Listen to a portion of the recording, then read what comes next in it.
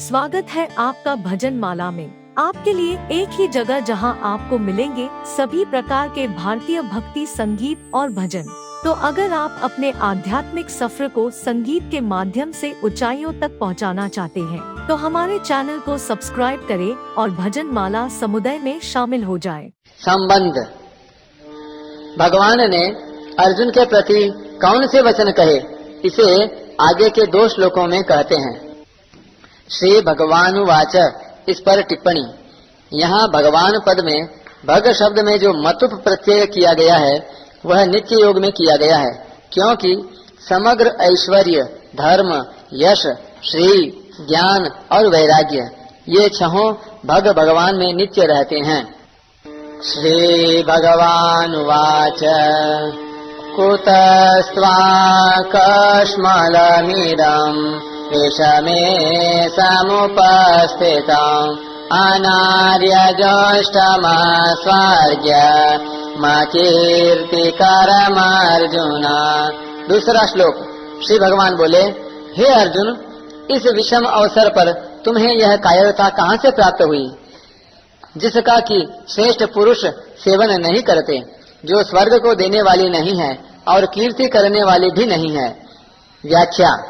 अर्जुन, यह संबोधन देने का तात्पर्य है कि तुम स्वच्छ निर्मल अंतःकरण वाले हो, अतः तुम्हारे स्वभाव में कालुष्य, कायरता का आना बिल्कुल विरुद्ध बात है। फिर यह तुम्हारे में कैसे आ गई? कुतस्त्वा कश्मलमिदं विषमे समुपस्थितम्।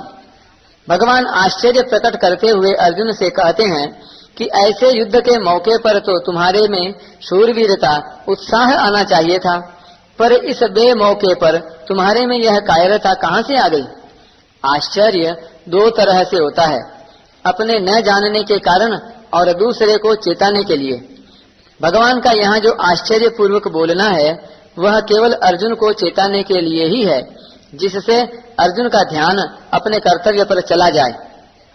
कुतः कहने का तात्पर्य यह है कि मूल में यह कायरता रूपी दोष तुम्हारे में स्वयं में नहीं है, यह तो आगंतुक दोष है जो सदा रहने वाला नहीं है।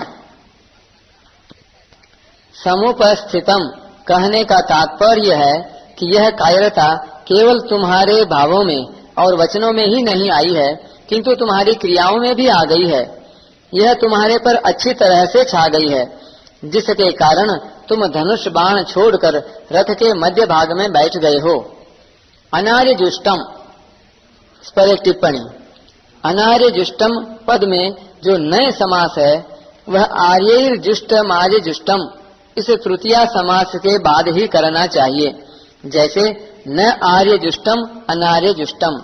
अगर नए समास तृतीया समास के पहले किया जाए कि न आर्या अनार्यः अनार्यैर जुष्टम अनार्य जुष्टम, तो यहाँ यह कहना बनता ही नहीं, क्योंकि अनार्य पुरुषों के द्वारा जिसका सेवन किया जाता है वह दूसरों के लिए आदर्श नहीं होता।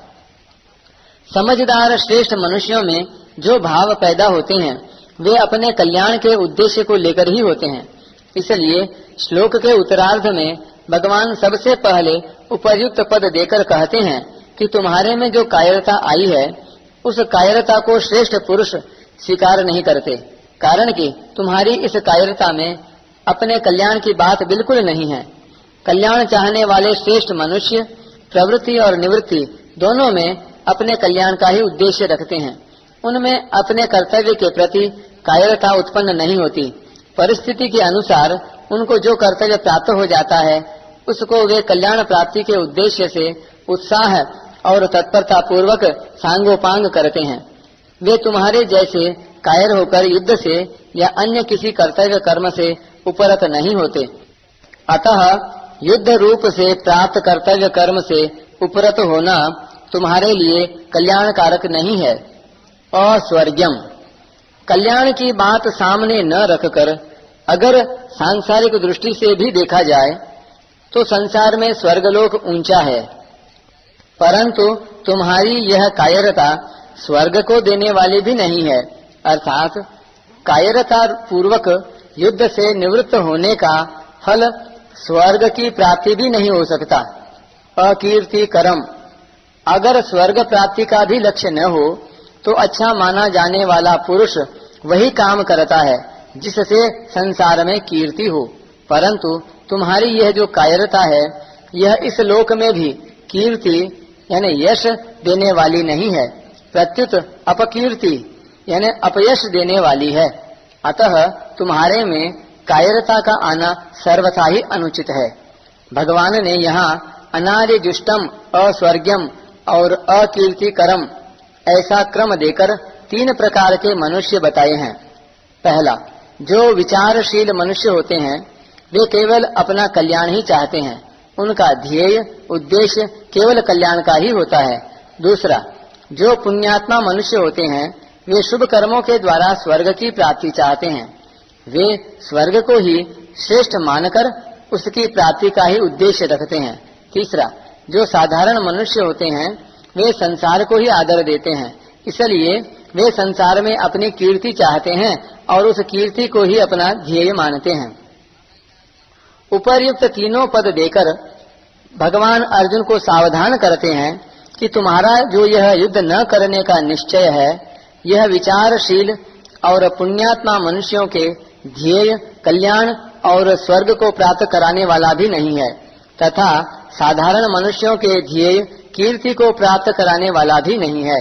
अतः मोह के कारण तुम्हारा युद्ध न करने का निश्चय बहुत ही तुच्छ है, जो कि तुम्हारा पतन करने वाला, तुम्हें नरकों में ले जाने वाला और तुम्हारी अपकीर्ति करने वाला होगा।